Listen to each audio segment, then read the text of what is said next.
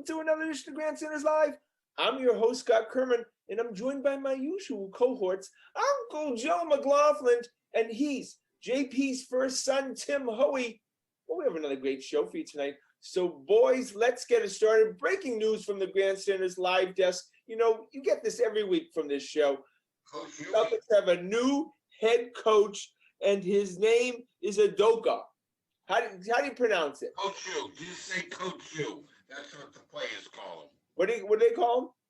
Coach U. Coach U. Coach U. Perfect. Coach U works for me. Yeah, I had a first grade teacher, guys. His name was like a long name with G, and we just called him Mr. G. Yeah, right, brother. And that's worked out perfectly. All right. So look, this guy. I just had the winner of the game come in and give me a high five. Oh, congratulations to Colin Hoey. Just appearance real quick. Let's go, baby. There you go. Colin Hoey. Milton High wins their quarterfinal game, right? That was the quarterfinals. Yep. Division 2. And so when Colin plays for the Red Sox, we'll get free seats or what? We'll move up. I promise that. I promise that. Colin he has shit on me, so I gotta be careful with him. All right, boys. Look, Celtics have a head coach. Brad Stevens makes a big deal last week, trading Kemba for Al. He brings another head coach into the mix, the 6th black head coach in the history of the Celtics. I think it's a good move. Apparently, insiders say that this guy, the next job was going to be a head coach, and it's with the Celtics. I have never heard of this guy in my entire life. So, yeah, well, he cut his 7 years with the Spurs. Yeah, he coached Tatum, Smart, and Brown in the 2019 World Cup, and he was with the Nets last year. So he spent 7 years. He spent 7 years under Popovich. That might be a good pedigree right there. And he played for the Spurs too. Yeah, he's a journeyman. Played like 7 or 8 years in the NBA, which we knew that you needed a guy who had played in the NBA to be the next coach. And like it was confirmed, boys. Brad called Tatum, Brown, and Smart to see if they would give the okay to this guy, and they did.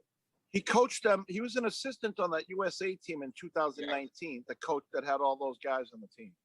Right, but it's the NBA, Timmy. They have to sign off. The stars have to sign off. Yeah, I like the way Stevens is beating everyone to the punch.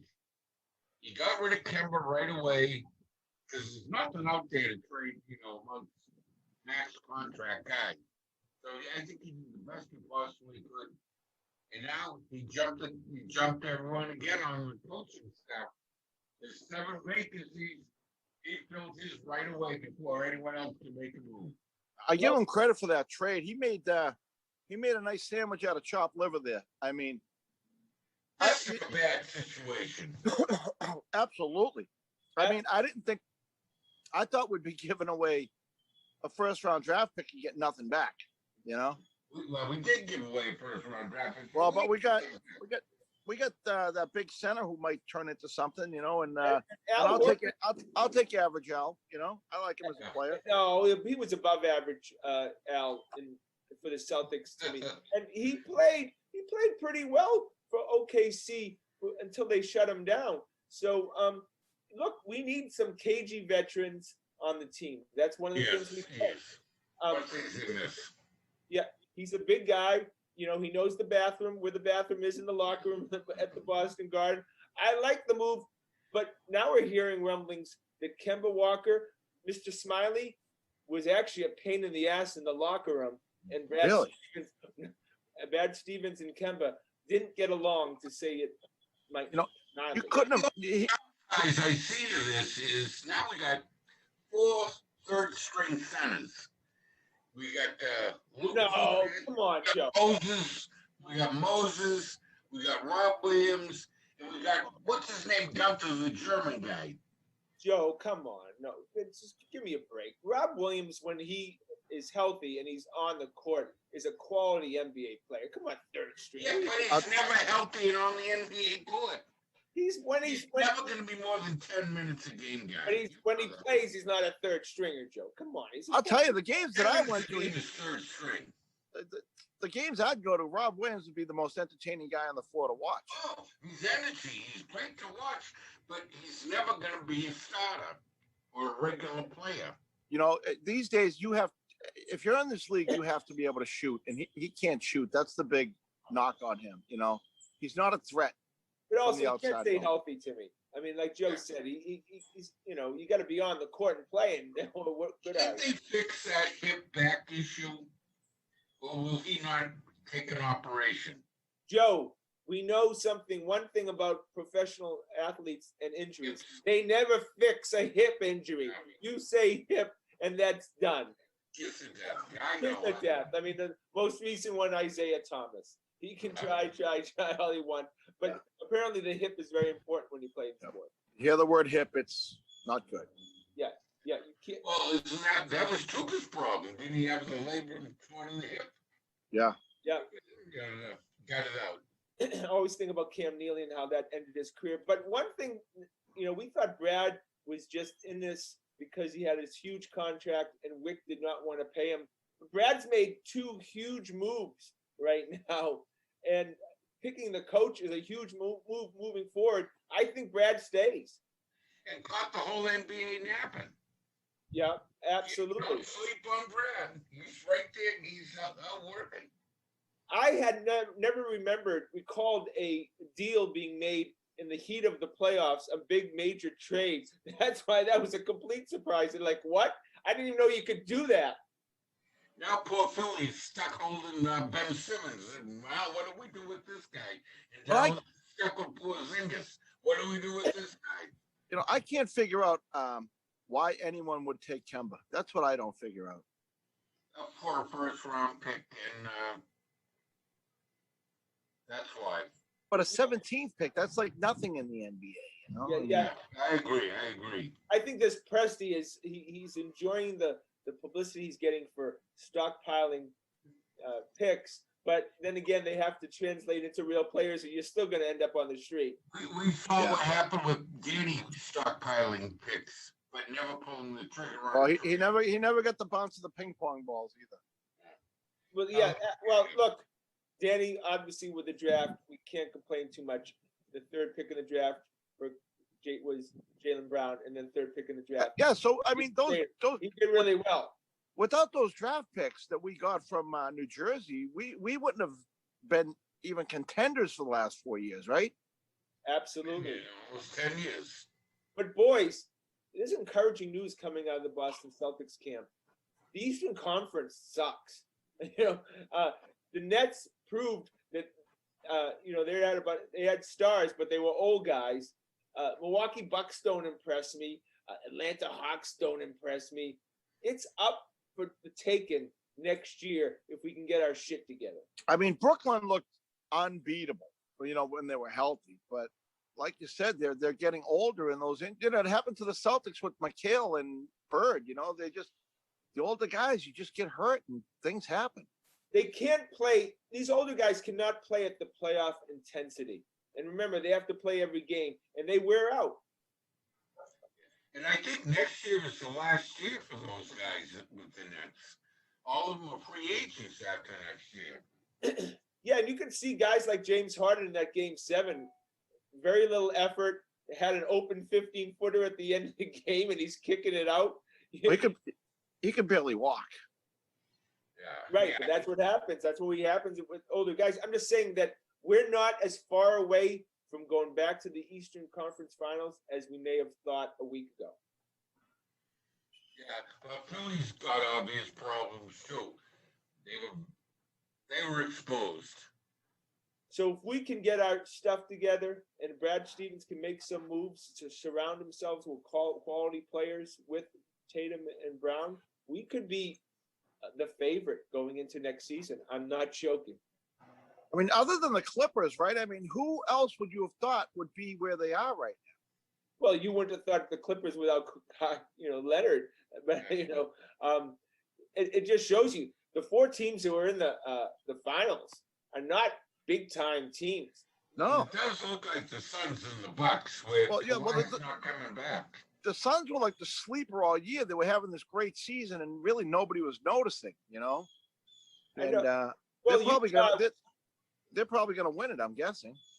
it looks like it, right? I mean, and then Jay Crowder, our old friend, made that beautiful pass yesterday. You got to give him credit. He goes to teams and they win. They do. Well, you know that rule? I just thought that was offensive goaltending, and then I think everyone, even the Suns thought it was offensive goaltending. And only when it's on a shot, not when it's on a pass. Yeah, that was a remarkable pass. That was an exciting game, and Paul George choked, missing those 2 free throws at the end. Look, Playoff Paul. yeah, right, absolutely. All right, we go to the Boston Red Sox, and Erod in Spanish is Felix Dubrant. Yeah, but I signed him to a long-term deal right now where he's cheap. Well, how cheap, Joe? You got to give him at least like what Evaldi got, 15. You gotta be kidding me. He'd sign that in 2 seconds right now. You joking? That's why you sign him now, because if he has a good second half, then he becomes 25 a year.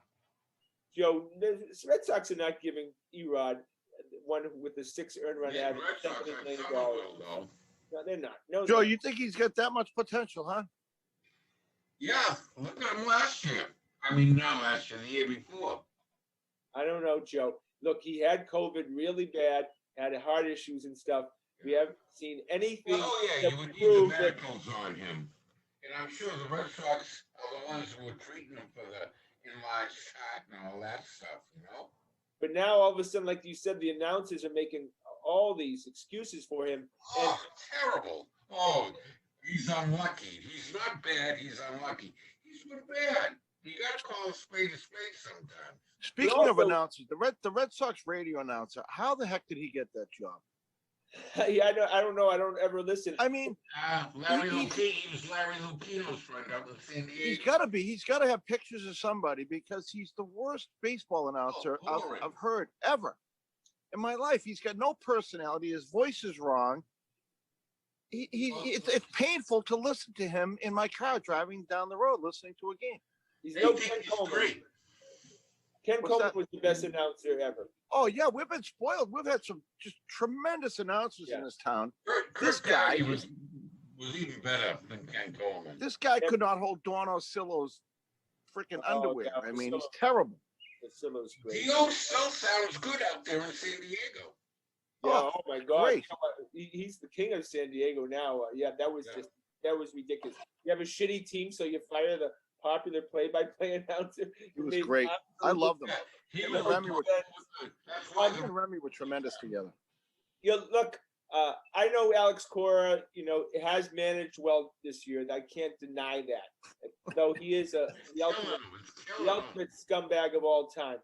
But I would say that he's got to shore up the players as far as their fielding goes. A lot of sloppiness, and that's one thing. If you're going to be a top team, you can't afford. Well, Devers is Devers, right? All the way around. And they're not above average at any position except maybe catcher. Well, Verdugo's above average. And is average, but everyone else is. Yeah, but Verdugo doesn't have a regular position either. They bounce him around. Well, I think once you bring Duran up, then he probably settles in I guess left field. Because so what position does Duran play? Center field. So he's the future. I don't know why he's not up. We have Danny fucking Santana at batting 120, leading off the games. It's absolutely embarrassing. This is Boston Red Sox. He looks hopeless at the plate. Hopeless. He has to go back down to AAA. He needs. Danny Santana's been in the league for a long time, Joe. He's got. Yeah, he's an older guy. You're right. Yeah, absolutely. I mean, they're not going to. I don't even know if he has any options. That's a guy who ends up back on the street. That's embarrassing. These are important games. They have lost a couple of games because they've had the Danny Santanas and Frenchie Corderos playing when Durant should be up. That's again, that's on Hein Bloom on that one. You can't say it anyway. Cora clearly would want better players on the field. Oh, for sure. And, and Marwin Gonzalez, they got a lot of, direct out there. They got some guys playing quality ball. You gotta like the middle of that lineup, with Martinez, Xander, Devers, Renfro, and Verdugo. That's a good solid lineup in the middle. With 7, 8, 9 and Vasquez. But lead up and then 8 and 9, 7, 8, 9. Oh, woeful. Yeah, Timmy, Joe makes a great point. Marwin Gonzalez, Kiki Hernandez, Danny Santana, Bobby Dahlbeck. You have four guys who are in this lineup regularly who aren't Major League Baseball players. How are we how are we ahead of the race? That's the mystery. We're playing over 600. This is the worst. We have some of the worst players I can remember for having a team that has such a good. And we have the third or fourth best record in the entire league. Yeah, we got guys having good years. Xander, Devers, Martinez, Renfro's come on, Verdugo, Vasquez. Those guys are having good years, and they've gotten quality starting pitching most of the season until recently. And good relief pitching. The relief pitching has been excellent from almost game one. It's been fantastic. Barnes has been a shutdown closer. Guys like Saramura and He's been a good addition. They've been fantastic. And then guy Taylor. I've been talking about Taylor for a few years, if you remember. I liked him when we got him. And the kid has solidified the left-handed reliever role. And Ottavino's been untouchable for like a month and a half. Yeah. I still think, Timmy, that they go and get a piece. You always go and improve your bullpen at the deadline. That's kind of a natural thing that when you're contending. And they should take a page out of Brad Stevens' book and do it now before the Yankees and the Rays do it. Well, there doesn't seem to be any flies on Hein Bloom, so he's concocting something. Him and Brian O'Halloran, my stepbrother. That's right. But Dombrowski used to do that too, Joe. He used to get ahead of the game too, and he'd make those deals. And those were his best deals, better than his off-season stuff, right? Yeah, I just think that the Red Sox are going to take on money, Timmy. I just don't think. I think Hein Bloom loves his prospects, and if he does see a prospect, it's probably going to be. I was just going to mention that I don't see him giving up any of these prospects to do it. It's got to be taken on contracts. Yeah, he's not going to mortgage the future. No way. No, he's got a plan. I go on Twitter. I follow every minor league. Anybody who talks about Red Sox minor leagues, I'm following them, and I'm telling you, every night, boys, you're seeing great performances up and down. Rookie league, A league, B league, Portland, Worcester. You're seeing a lot of prospects doing a lot of great things. Hein Bloom has already created a organizational depth that we can be proud of. That's how you build sustainability, Yep. So, all right, boys. Main position of need. Name one position that you want Hein Bloom to acquire that you feel our biggest need is before the deadline. Other than more pitching is always needed, but a regular second baseman will be nice. So Xander has a double play combination to depend on. The whole Arroyo, Kiki Hernandez, Gonzalez, Chavez. Yeah, that's done. Let's no more committee. Let's get a guy that can play the position. Yeah, Timmy. I think they could find a superstar first baseman with the big contract somewhere. Look, they're usually around. I think they. Look, I agree with Timmy. I think you got to, in this, home run happy Major League Baseball, but you need a quality first baseman, a guy who can get you driving a lot of runs, bat 270, 280, and hit lots of home runs. Bobby Dahlbeck is not a Major League Baseball player. I've seen enough. Yeah, he hits home runs when the score is 8-1. Against crappy relievers, absolutely. Yeah, that's exactly. That's a Nomar Garciaparra way of hitting. Nobody hit 3-run homers like Nomar when it was 8-2. Yeah. There's got to be someone getting paid too much when these teams are making a lot of money and could hit 25, 30 home runs, 50 doubles, That kind of guy out there making too much money, you take on his salary.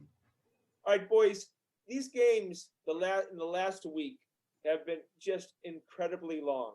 In Atlanta, they were like 4.5, 5-hour games. Every night, it seems I'm going to sleep at 11:30, watching a 4.5-hour game, and they're close games, so of course you have to watch. We have to play 7 innings. Enough's enough.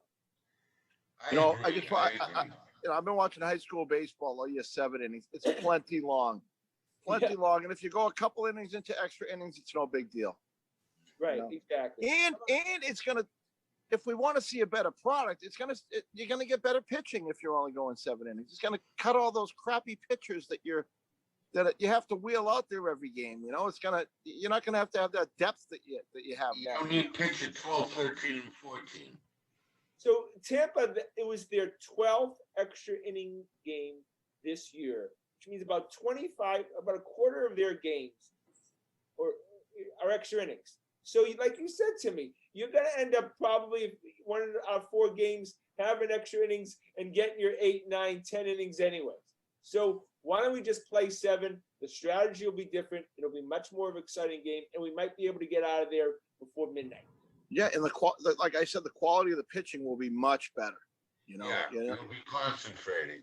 And now you got guys that come in the 6th and the 7th, and they're almost throwaway guys. Yeah, I mean, you could put your closer in the 5th if it's a key situation. Yeah, and then after 7 innings, the game's over. You're going home at 10 o'clock. Is anyone going to say, "Oh, geez, I wish I had played 2 more innings"? Yeah. So these high school teams play every 3 days, okay? And they're going with 2 starters. Yeah. You get 2 starters, you're going to be fine. So now you cut it down to 7 innings. You can have like 4 good pitchers on a pro team, and you're gonna have a good season. Yeah, that's a great point. I never even thought about that, Timmy. Yeah, your number 1 starter would probably pitch more games. Ultimately, if they're going to pitch 200 plus innings, they may do that in 55 games instead of 40. Yeah, you're not as scared to leave them in a little longer, maybe, Yeah, I'm all for it, right? Stats, it used to be the statistics. They didn't want to ruin all that in baseball, but guys like Barry Bonds and McGuire and Clemens ruined the stat freaks in the history of baseball. So let's just play 7. You wonder who on this planet saying, "I wish this baseball game was lasting longer." No, there are guys. The old timers still say it. I see it a lot. They But must in the all old be. days, all those games were 2 hours that are now 4 hours. Yeah. Yeah. You only have to go back to like the 70s and 80s, and the average game was 2.25 hours. I never go to a game at Fenway Park ever thinking that I'm going to stay to the end because it's so long. Yeah, I agree. And you got a feel for the game. You know how it's going to end for the most part. Yeah, well, By about the 5th or 6th inning anyways. but at the very least, boys, until we go to 7 innings, after 7 innings, if a team is up by 5 runs or more, the game should be over for sure. Slaughter rule. But that should be. Don't you guys agree with that? I'd make the slaughter rule a little more like 7. Yeah, 7 or 8. I'd make it a true slaughter. 5. 5. Yeah, 5 you could crank out in a couple innings. That's not true. Look at the statistical data. I know. One in it's like 2 in 100. Yeah. 2% of the games. I don't even know if it's that. I don't even know if it's even 2%. If I give you the data and it's less than 1%, will you agree? Really? Oh yeah, I'm already on your side anyway to begin with. I just want to tweak it a little. Yeah, Timmy, I think it's less than 1%. Wow. I mean, they have to look at that. They have to look at it. Yeah, it's ridiculous. All right, boys, we go to the New England Patriots. Maybe you've heard of them. What free agent that we signed are you most looking forward to playing for the Patriots? Oh, how about I've got two on defense. No. One. Okay, Matt Judon. All right. And why? Because I think after watching that garbage that was the linebacker core last year, we're going to enjoy seeing three quality veterans in there now this year in Judon, Hightower, and Van Noy. Did you like Judon, Joe? I liked him with the Ravens. I don't know how he'll fit in here. I just assume he will. He's the highest paid player on the team right now as far as defense. And he protects the edge well. Yeah, but that's not usually what he's called on to do. Yeah, he's going to rush the passer. Yeah. All right, Timmy. Oh no, he's a 4-down guy. So he stays home a lot. He's not a 2-down guy. He's on the field every down. He can be up in the coverage. I love getting Trent Brown back. Oh, all right. I think he's going to be a big factor. I think he's just going to solidify this line if he's anything like the guy we had 2 years ago. Yeah, apparently Trent, takes seasons off. He takes games off, practices. Yeah. But he likes it here. And the 1 year he was here, he didn't do that. Well, we always get him in a contract here. He's getting a contract here again. This is what he produces. He's the I just got the flash on my thing. The Celtics officially hired him. Yeah. Yeah. He's the biggest man I've ever seen on a football field. He's a huge guy. The guy that's going to play next to him, whether it be Hunter Henry or John O. Smith, will be interesting to see how those two tight ends fit in. Yeah. Well, but they'll be going over to his side when they're running plays, so especially. They're going to have 12 personnel in there at least 80% of the time. They'll have 13 personnel. Yeah, it's going to be nice. They'll put Asiasi in there and have 3 tight ends and run. Yeah, heard a lot of good things about Asiasi in the minicamp. And they had high hopes for him when they drafted him.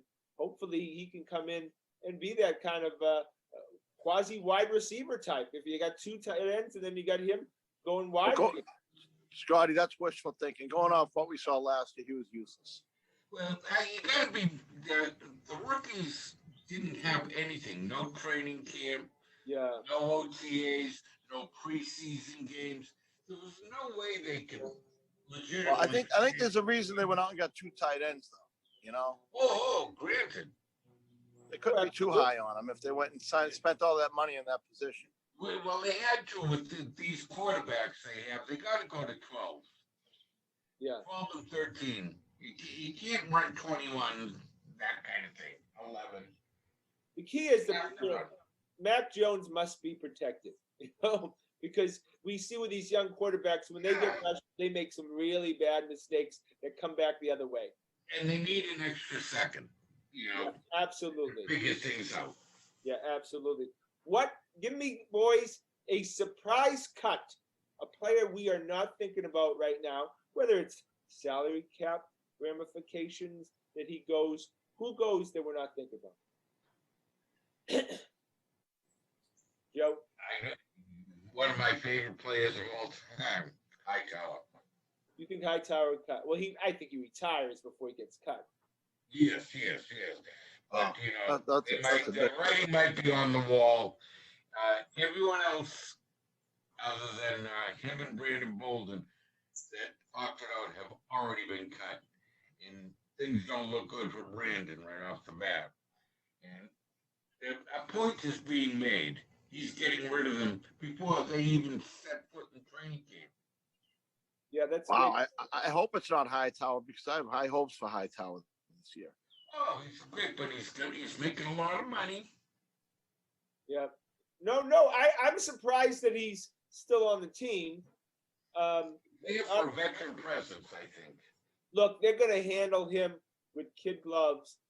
They are, all class with this guy. Whatever they do with him, it's going to be a mutual, decision. because this guy has helped us win 3 Super Bowls, and there aren't too many guys like that. And he's a captain, but they've gotten rid of captains before. Yeah, A lot of captains. Malloy, Seymour. All right, Timmy, give me Uh, yours. Well, I don't think it's going to be much of a surprise, but who's the rookie quarterback last year? Stidham. Stidham. Yeah, you Gone. think he's gone? Yeah. Well, we can't carry 4 quarterbacks. I think it all depends. They might get rid of, Cam's pretty durable. They might get rid of Stanley and Hoyer. They seem to like having Hoyer around for some reason. Well, He's boys, I like think a coach. I hate to, you know how much I love Uncle Joe, and I don't like to see him cry at all. But I think that Sony Michel is going to be the surprise cut. Oh, That would not be a surprise. Well, what? Of course it would be. that He's would. What already is he? like- What's he? He's already like 4th on the depth chart now. What's How he? much Four, he is he in his hates fourth? This is his 4th year now. Look how much he hates him. They didn't pick up. They didn't pick up his option. I know, but to be cut, I mean, I think that would be a pretty big. And Yeah, Burkhead, He's still cheap. He's on the rookie contract. They didn't pick up the option, so he's still very cheap. So what's our depth? Burkhead's gone now, right? So you got James White, right? You got J.J. Harris. Harris. Harris will be the guy this year, right? J.J. Taylor will be the guy this year. The guy that Scotty likes. The little guy with a. I don't think he's going to be no. He's going to be more like a Dion Lewis type. Exactly. Dion Lewis. But Dion Lewis played a big role in that 1 year he was here. Yeah, but you need your bellwether guy. You need your bellwether guy running into the line. That's Taylor's- Harris. That's Harris. Joe Taylor's thinner than Harris. I mean, third, and then Dion Lewis. Oh, yeah. But I bet you 15 pounds smaller. Yeah. He's So, tiny. look, the big problem with Damian Harris is the whole Rob Williams thing. Can he stay healthy? And he hasn't proven yet that he can. That's the big question. There's very few running backs in that league that can stay healthy. Yeah. That's why the approach has gone all around the league to having 3 or 4 instead of just the Derrick Henry like Tennessee's lucky enough to have. All right, going to the Bruins, wrapping up the show. Give me a surprise move. First of all, does Taylor Hall sign with the Bruins, Timmy? I say he does. I think he's been around and he's looking for happiness. Maybe I think he's got plenty of money now, and He just got engaged. I do think that issue with the perhaps imbibing a little bit. I think he might have that under wraps now. So I think he found a happy spot here. I think he's going to resign. Wow, that'd be huge, Joe. Wouldn't it be? Give me a big move, Joe, that the Bruins are going to make that you have a feeling. Something is going to be done with Krejci. Well, he's gone. Taylor Hall will probably resign for less money. He just got engaged out there. Did you see him proposing on Nantucket? Oh, no. Oh, he likes the Cape already, huh? Yes. So he's starting to put down roots here. So I think he's a done deal. He'll go for a little cheaper, fewer. I think Krejci, as we said, the big line was, we didn't just get Taylor Hall in that trade. We got a new David Krejci in the deal, So Come on, Timmy. I don't know. Krejci looked good. He looked like he was reborn when Hall was on it. When he was given Hall. All right, minimum salary for him then. That's it. I'm not giving him any more. I'd say, he won't take a big cut. He'll go to the Czech league. All right, good. Bye, David Krejci. And before how much will they pay? How much will they pay him in the Czech league? Probably as much as the Bruins want to pay him. Well, the Bruins would probably get $3.5–4 million. I don't think the Bruins will go that high. But that just shows you how. I just want to talk what a great area we live in. We live in the best place in the world. I don't care what anyone says. Guys come here like the Halls, and all of a sudden, next thing you know, they're going to the Cape, and they're getting engaged. I'm sick of them ripping our area. And I just want to, before we leave, I forgot Jay Williams, who's a former NBA player. He's on ESPN and stuff. Oh yeah, he tweeted that scumbag. He tweeted that the Celtics, because he's into the whole calling the Boston a racist city. he tweeted and said, "That's great. The Celtics hire first black coach in their organization's history." Again, this first black coach in the history of the NBA was Bill Russell. The first black player in the NBA was from the Celtics. The first lineup of all 5 black players. First guy drafted was. Did he miss Casey Jones too? I The guess. first starting lineup was 5 black players. Casey ML Jones, Doc Rivers, M.O. Carr, Satch Sanders, Bill Russell, and now this coach. This is why nobody watches ESPN. That's the joke of the century. You know, I was watching something by He said John big Sally. guy. I was watching something by John Sally, and he was describing what a racist city Boston was, and he said, you know, they even stabbed Paul Pierce. He said, you know, Paul Pierce was stabbed by gang members. It's all bullshit. Boston's the greatest city in the history of the world, and we started this country. God damn it. Well, that's our show for tonight. Want to thank Corbin. Want to thank, of course, Uncle Joe and Timmy. Please check us out on our website at thegrandstanders.com and tune in 2 weeks. We'll be having the show off next week for the 4th of July holidays. In 2 weeks on Wednesday night at 6:30. My name is Scott Kerman. Have a great and happy night. Can you believe that guy did that?